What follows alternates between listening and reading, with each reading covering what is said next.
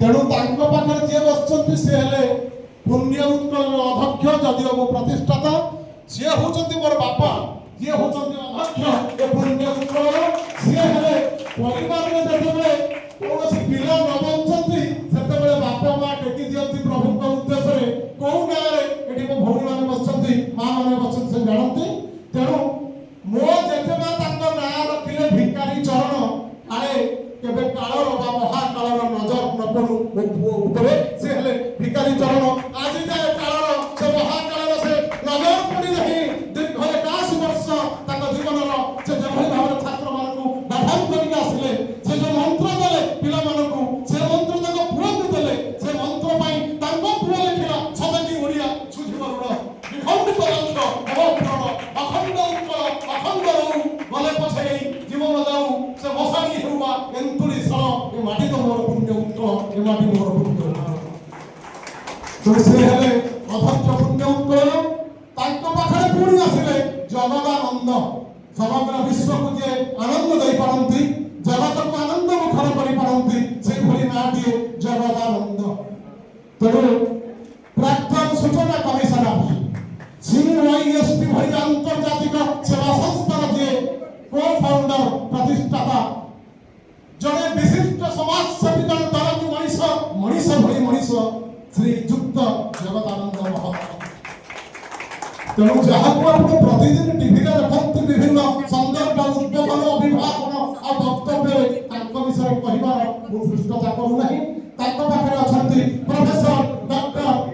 R K. Satapathy सीए हेले रवींद्र कुमार शतपथी रवींद्र कुमार तेणु सीए से ऐश्वरिक नाम से ऐश्वरिक गुण पाखे जिते दादा श्रीराम दादा कही सारा परिचय देली जिते उत्कल दिवस में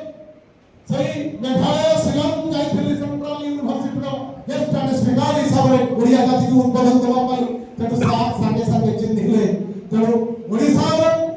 ए माटीर जने बड़ पुत्र से हेले डॉक्टर आर.के. शतपथी जने विशिष्ट भाषाविद गवेषक तेणु से आज मंच अछंती रखिले वक्तव्य धर्म निरपेक्षता बल धर्मांधता भारतीय प्रशासनिक सेवार जने वरिष्ठ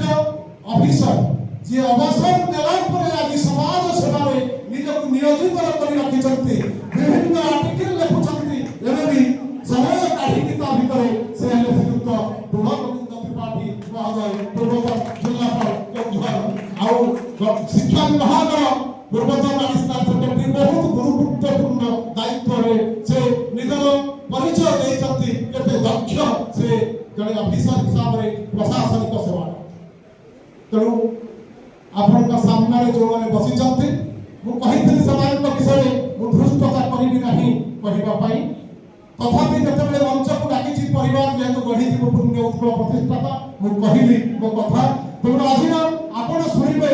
ए कथा धर्म निरपेक्षता बला धर्मांधता ए कथा काहे को उठिला ए होछि पहुगाम रक्त रंजित से घटनार परिप्रेक्षी रे पुण्य उत्कल आयोजित करिछि ए आलोचना चक्र तेणु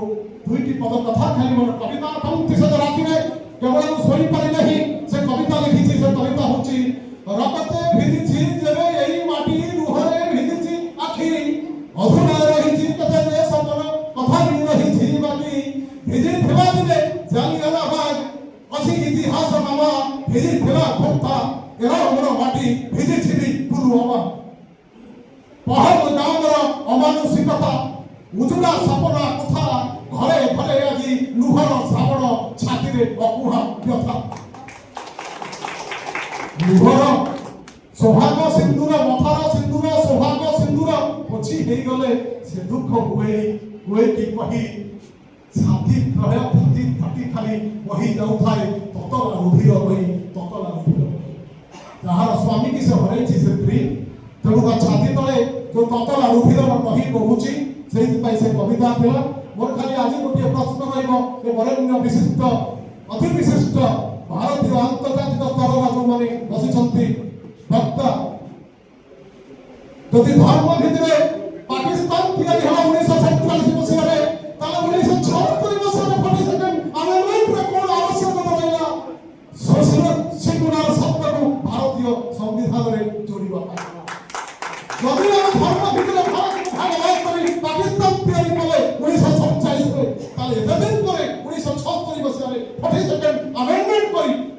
সাথে শব্দ জড়িলে সেগুলো ধর্ম নিরপেক্ষ। যদি ভারতবর্ষ এমনই এক বিশ্বর দেশ যার সংস্কৃতি, যার পরম্পরা, যার ঐতিহ্য, যার একত্ব, যার ঐতিহ্য যেতে সুদৃঢ়, হিন্দু, মুসলিম, খ্রিস্টিয়ান, বুদ্ধিস্ট, জৈন ধর্মাবলম্বী ସମସ୍ତେ ମା ବୋଲି ଭାବନ୍ତି, ଭାରତବର୍ଷକୁ ସମସ୍ତ ଜନଗଣକୁ ଭାଇ ବୋଲି ଭାବନ୍ତି, ତାହେଲେ ଏ ଧର୍ମ ନିରପେକ୍ଷ ଶବ୍ଦ ଆସିଲା କାହିଁକି? ଆଉ ଆଜି ଯେଉଁ ନରସଂହାର ଚାଲିଛି ଭାରତବର୍ଷରେ ଧର୍ମ ନିରପେକ୍ଷତା ବନାମ ଧର୍ମାନ୍ଧତା, ଏ ରହିଲା ଆଜିର ବିଷୟବସ୍ତୁ। ତେଣୁ ଏ କଥା ମୁଁ ସାରୁଛି, ମୁଁ ସଭାପତିଙ୍କୁ ଦାୟିତ୍ୱ ହସ୍ତାନ୍ତର କରୁଛି। ଆପଣ ଏ ବରେଣ୍ୟ ବକ୍ତାମାନଙ୍କ ଠାରୁ ଶୁଣନ୍ତୁ ସେ କ'ଣ କହୁଛନ୍ତି। ପହଲଗାମ ନରସଂହାର ପରିପ୍ରେକ୍ଷୀରେ ଭାରତୀୟ ସମ୍ବିଧାନରେ ଲିଖିତ ଧର୍ମ ନିରପେକ୍ଷତା ଆଜିର ଦିନରେ ଧର୍ମ ନିରପେକ୍ଷତା ବନାମ ଧର୍ମାନ୍ଧତା। ତେଣୁ ମୋ କଥା ସରିଛି। ଜୟ ଜଗନ୍ନାଥ।